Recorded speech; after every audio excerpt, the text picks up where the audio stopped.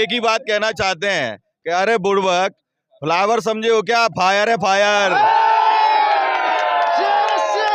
मैंने पूरे चुनाव में शुरू में आर्यन के विरुद्ध एक भी शब्द नहीं बोला।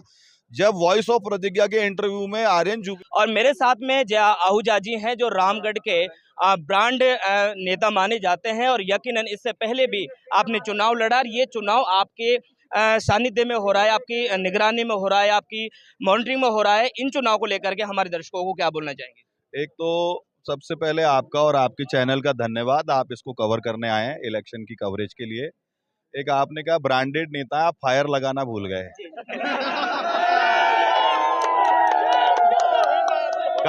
कांग्रेस के लोगों को हम एक ही बात कहना चाहते हैं, कांग्रेस के लोगों को हम कहना चाहते हैं कि अरे बुड़बक, फ्लावर समझे हो क्या? फायर है फायर। अभी अभी थोड़ी देर पहले मैंने वहाँ पे देखा था कि आपके नारे लग रहे थे कि आपका समर्थन में जय भाई ने कांग्रेस के साथ दिया है, तो आपको पूरे आरोप लग रहे हैं। ये दूध का दूध, पानी का पानी थोड़ी देर में हो जाएगा। हमको इन उठाईगिरों से सर्टिफिकेट लेने की कोई जरूरत नहीं है। मेरी पार्टी के सम्मानीय प्रदेश अध्यक्ष जी अभी जी न्यूज की प्रेस कॉन्फ्रेंस में बोल रहे थे कि हमारे नेता कार्यकर्ता जय आहूजा ने जी जान से काम किया है और सुखवंत सिंह जी को जिताने के लिए जो पूरी टीम दिन रात लगी है, इस कारण हम रामगढ़ जीतेंगे। तो जब मेरी पार्टी के प्रदेशाध्यक्ष ये मानते हैं हमारी टीम ने और हमने काम किया है, तो इन बुड़बकों को क्या हमको सर्टिफिकेट लेना है? जय भाई, अगर देखा जाए तो यहाँ के लोग बड़ी तादाद में आपको पसंद भी करते हैं। जब आपका टिकट काटा गया था तो लोगों में एक मायूसी भी आ गई थी, क्योंकि सारे लोगों की ये मंशा थी कि इस बार का जो टिकट है आप ही को दिया जाए। लेकिन उसके बाद में थोड़ी सी विसंगति या कुछ नाराजगी भी आपकी तरफ से सोशल मीडिया के माध्यम से भी आई, लेकिन उसका भी समाधान रहा। क्या ये चुनाव जय आहूजा की शाख का चुनाव है? देखिए क्या है, ये साख तो पार्टी की होती है, हम सब पार्टी के कार्यकर्ता हैं। मेरे मन में भी बहुत सारा उद्वेलन था, बहुत सारी बातें थी, लेकिन मैं कुछ भी कर सकता हूं, हिंदू समाज की पीठ में छुरा नहीं मार सकता। इसलिए सुखवंत जी का चुनाव जीतना हिंदू समाज की, सिख समाज की अस्मिता की लड़ाई थी, भारतीय जनता पार्टी की अस्मिता की लड़ाई थी। मेरी यूनिवर्सिटी विचारों की राष्ट्रीय स्वयंसेवक संघ है और राष्ट्रीय स्वयंसेवक संघ का कार्यकर्ता कभी भी ऐसा काम नहीं कर सकता जिसके कारण देशद्रोही विचार के लोग चुनाव जीत जाएं। तो इसलिए कांग्रेस और देशद्रोह में मुझे कोई शंका नहीं है, मैं इसके हजारों प्रमाण दे सकता हूं। कभी आप मेरा पॉडकास्ट रिकॉर्ड कर लेना, since the time of Gandhi, उस समय से कैसे हिंदुओं का दमन किया, कैसे देश को तोड़ा, इसका पूरा प्रमाण है। तो मेरे काम के कारण राष्ट्र विरोधी ताकतें चुनाव जीते, ऐसा मैं होने नहीं देता, ऐसा मैंने होने नहीं दिया और ये मेरा व्यक्तिगत विचार है। लेकिन छोटे से छोटे कार्यकर्ता से लेके हमारे माननीय मुख्यमंत्री जी, हमारे माननीय सांसद भूपेंद्र यादव जी जो हमारे केंद्रीय मंत्री भी हैं, हमारे प्रदेश अध्यक्ष जी गौतम दत्त साहब, कुलदीप धनखड़ जी, कैलाश चौधरी जी, इतने बढ़िया और प्रबुद्ध लोग हमको यहाँ पे चुनाव में सहायता करने आए, जिसके कारण हमारा चुनाव, जवाहर बेगम जी भले ही वो दौसा में बिजी थे, लेकिन फिर भी यहाँ पे वो अपने प्रभाव का पूरा प्रयोग कर रहे थे जाति समाज में, अन्य लोगों में। तो एक बहुत बड़ा टीम वर्क था ये, किसी एक व्यक्ति को श्रेय देना मुझे लगता है अन्याय होगा। और सुखवंत जी तो हमारे दूल्हे थे, अब जो बेचारा दूल्हा होता है वो तो घोड़ी पे बैठ के आगे आगे चलता है। तो शादी की जिम्मेदारी हम परिवारजनों पे थी कि ये विवाह सफलता से संपन्न हो जाए। तो हमारा दूल्हा अभी तोरण मार के और बस दुल्हन लेके आने वाला है।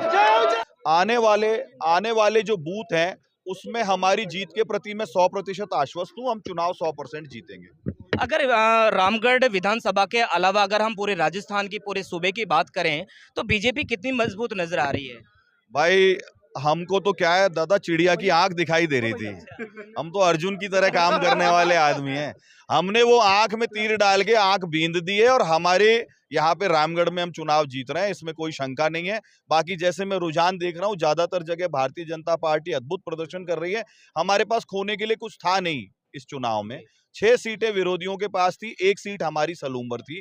तो हम एक के बाद जितनी भी जीत रहे सब हम गेन कर रहे हैं, हम नुकसान में कहाँ है। भारतीय जनता पार्टी तो आज सिर्फ जीतने के लिए और पाने के लिए लड़ रही है, खोने के लिए तो वो लड़ रहे हैं जैसे झुंझुनू सांसद बन गए ओला साहब, उनका लड़का तीसरे नंबर पे चल रहा है और दूसरे नंबर पे राजेंद्र गुड़ा है। 35,000 से राजेंद्र भांबू लीड कर रहे हैं। तो खोया तो उन्होंने, उनका सिटिंग एमएलए था, और तीसरे नंबर पे बहुत बुरी हालत में अभी।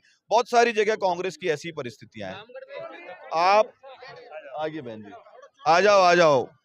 देखिए, मेरे तो सारे भाषणों में पूरे विधानसभा क्षेत्र में मैंने टटलूबाजों को खुली चुनौती दी है, मैंने गौ तस्करों को खुली चुनौती दी है, हमने सभी जरायम पेशा काम करने वाले, अवैध खनन करने वाले लोगों को खुली चुनौती दी है।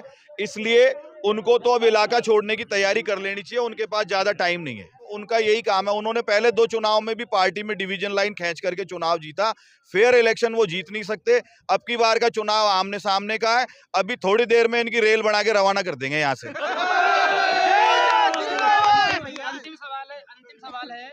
आपने अपने इंटरव्यू में कहा था कि अब तो जेड़ का पानी पीना पड़ेगा, रोटी खानी पड़ेगी, क्या कहेंगे? हाँ, उस पे 420 के फर्जीवाड़े के मुकदमे दर्ज हैं। आर्यन जुबेर पे 420 और फर्जीवाड़े के मुकदमे दर्ज हैं।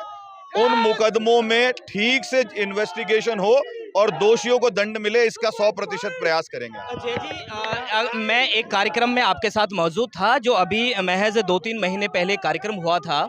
उसमें जो जुबेर साहब भी थे, वो भी मौजूद थे, और वो कहीं ना कहीं आपकी तारीफ करते से भी नजर आ रहे थे। आपकी जो कार्यशैली है उससे भी वो प्रभावित थे। उन्होंने उस कार्यक्रम के दरमियान ये कहा था कि जय की जो कार्य करने की जो शैली है वो मुझे पसंद है, हालांकि उम्र में मुझसे छोटा है और हो सकता है कि नाते रिश्ते में मेरा भतीजा लगता हो। उसके बारे में क्या बोलना? देखिए, क्या है, राजनीति में एक स्वाभाविक मर्यादा होनी चाहिए व्यवहार की और हर चीज की।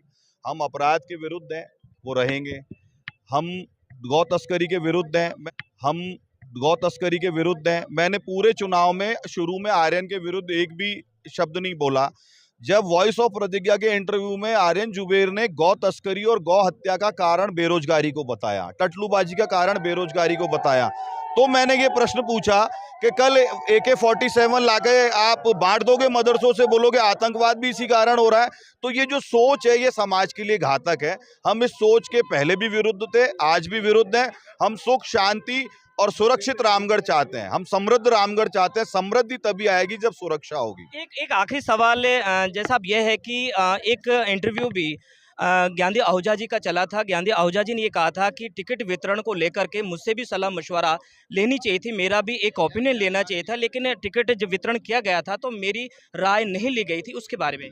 वो आयु में भी बहुत बड़े हैं, पद में भी बहुत बड़े हैं। मुख्यमंत्री जी भी जब उनको मिलते हैं तो झुक करके प्रणाम करते हैं। ये बड़े लोगों की बात थी। मुख्यमंत्री जी की उनकी क्या बात हुई, भूपेंद्र यादव जी की उनकी क्या बात हुई, और जो भी बातें हुई उससे वो 100% संतुष्ट हैं। और वो 10 तारीख की सभा में मंच पे भी आए मुख्यमंत्री जी के साथ, और उन्होंने भारतीय जनता पार्टी और सुखवंत जी के लिए वोट अपील भी की। उनका स्वास्थ्य इन दिनों बहुत खराब है। इतनी खराब स्थिति में भी वो आए, इससे उनका स्पष्ट मत भारतीय जनता पार्टी के पक्ष में नजर आता है। लेकिन अब ये थे मेरे साथ में ज्ञानदेव आहूजा जी, जो स्पष्ट तरीके से आज की जीत के लिए आश्वस्त हैं।